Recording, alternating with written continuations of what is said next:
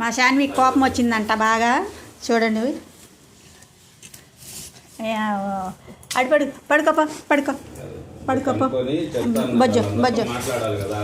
బాగా కోపం వచ్చిందంట. ఎందుకంటే దీనికి మందు పోసారు. ఇప్పుడు ఆకలి అవటానికి మందు పోసారు. ఆ మందు పోసారని ఇప్పుడు దాని కోపం. శాన్విదా వద్దులే, పడుకో పడుకో, ఒక చాటు పడుకోమ్మ. నీకు మందు పోయిర్లే, పడుకో.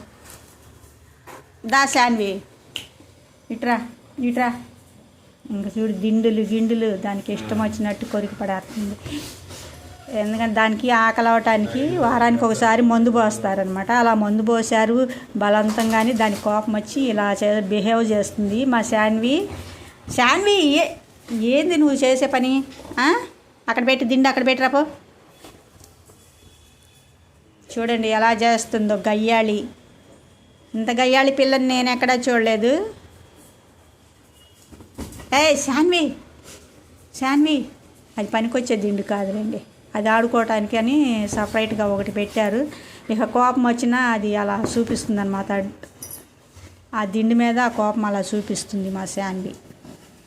ఎందుకంటే దానికి బలవంతంగా ఆకలి అవటానికి మందు పోసారనమాట ఇప్పుడు. ఇక అందుకని దానికి కోపం వచ్చింది. ఇలా ఆ దిండుని, ఆ కోపం అంతా ఆ దిండు మీద చూపిస్తుంది అనమాట. శాన్వి శాన్వి ఇజ్జుడు